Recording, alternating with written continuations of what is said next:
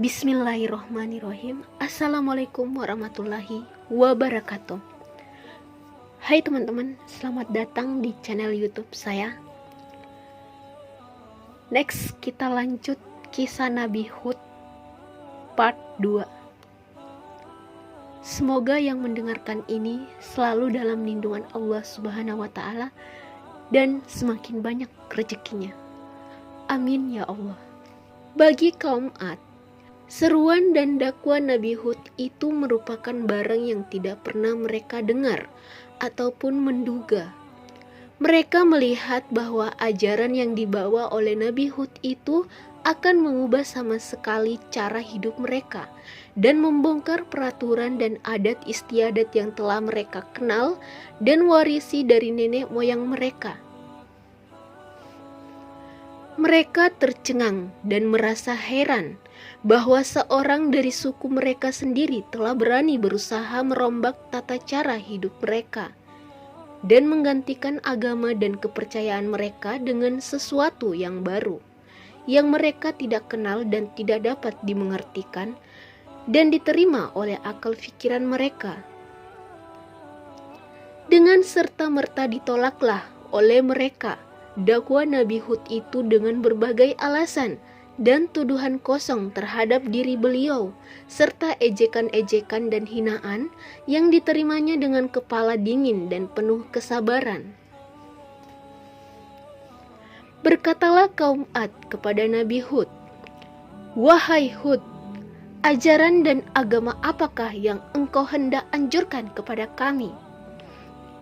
Engkau ingin agar kami meninggalkan persembahan kami kepada Tuhan-Tuhan kami yang berkuasa ini dan menyembah Tuhanmu yang tidak dapat kami jangkau dengan panca indera kami dan Tuhan yang menurut kata kamu tidak bersekutu. Cara persembahan yang kami lakukan ini ialah yang telah kami warisi dari nenek moyang kami dan tidak sesekali kami tidak akan meninggalkannya. Bahkan sebaliknya, engkaulah yang seharusnya kembali kepada aturan nenek moyangmu.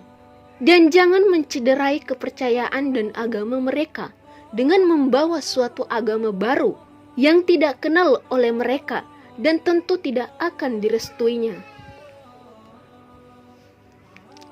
Wahai kaumku," jawab Nabi Hud, "sesungguhnya Tuhan yang aku serukan ini kepada kamu untuk menyembahnya walaupun kamu tidak dapat menjangkaunya dengan panca inderamu, namun kamu dapat melihat dan merasakan wujudnya dalam diri kamu sendiri sebagai ciptaan dan dalam alam semesta yang mengelilingimu.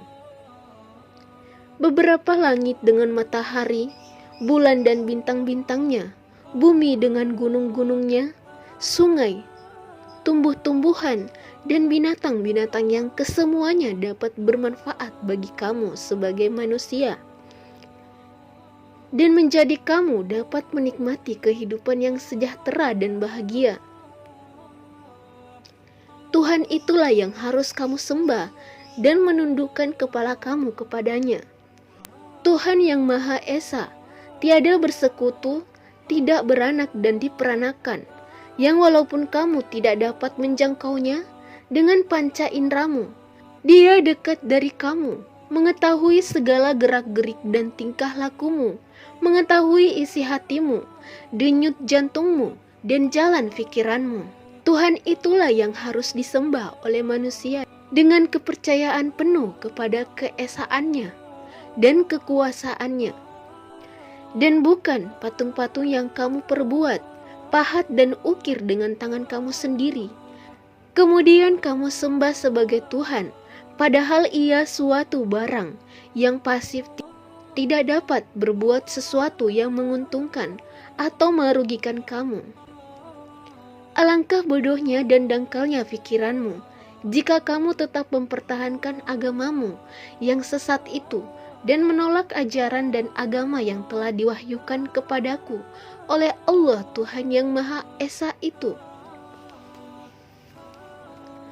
"Wahai Hud," jawab kaumnya, Gerangan apakah yang menjadikan engkau berpandangan dan berpikiran lain daripada yang sudah menjadi pegangan hidup kami sejak dahulu kala, dan menjadikan engkau meninggalkan agama nenek moyangmu sendiri, bahkan sehingga engkau menghina dan merendahkan martabat Tuhan-Tuhan kami, dan memperbodohkan kami, dan menganggap kami berakal sempit dan berpikiran dangkal? Engkau pesuruh oleh Tuhanmu untuk membawa agama dan kepercayaan baru kepada kami, dan mengajak kami keluar dari jalan yang sesat menurut pengakuanmu ke jalan yang benar dan lurus. Kami merasa heran dan tidak dapat menerima oleh akal kami sendiri bahwa engkau telah dipilih menjadi pesuruh Tuhan. Apakah kelebihan kamu di atas seseorang dari kami? Engkau tidak lebih tidak kurang adalah seorang manusia biasa seperti kami. Hidup, makan, minum, dan tidur tiada bedanya dengan kami. Mengapa engkau yang dipilih oleh Tuhanmu? Sungguh engkau menurut anggapan kami seorang pendusta besar, atau mungkin engkau berpikiran tidak sehat, terkena kutukan Tuhan-Tuhan kami yang selalu engkau ejek, hina, dan cemuhkan. Wahai kaumku, jawab Nabi Hud, aku bukanlah seorang pendusta dan pikiranku tetap waras dan sehat. Tidak kurang sesuatu pun, dan ketahuilah bahwa patung-patungmu yang kamu pertuhankan itu tidak dapat mendatangkan sesuatu, gangguan atau penyakit bagi badanku atau pikiranku. Kamu kenal aku sejak lama. Aku hidup di tengah-tengah kamu, bahwa aku tidak pernah berdusta dan bercakap bohong. Dan sepanjang pergaulanku dengan kamu, tidak pernah terlihat pada diriku tanda-tanda tidak wajaran perlakuanku, atau tanda-tanda yang meragukan kewarasan pikiranku dan kesempurnaan akalku. Aku adalah benar pesuruh Allah yang diberi amanat untuk menyampaikan wahyunya kepada hamba-hambanya yang sudah tersesat, kemasukan pengaruh ajaran iblis, dan sudah jauh menyimpang dari jalan yang benar yang diajar oleh nabi-nabi yang terdahulu, karena Allah tidak akan membiarkan hamba-hambanya terlalu lama terlantar dalam kesesatan dan hidup dalam kegelapan tanpa diutuskan seorang rasul yang menuntun mereka ke jalan yang benar dan penghidupan yang diridhoinya.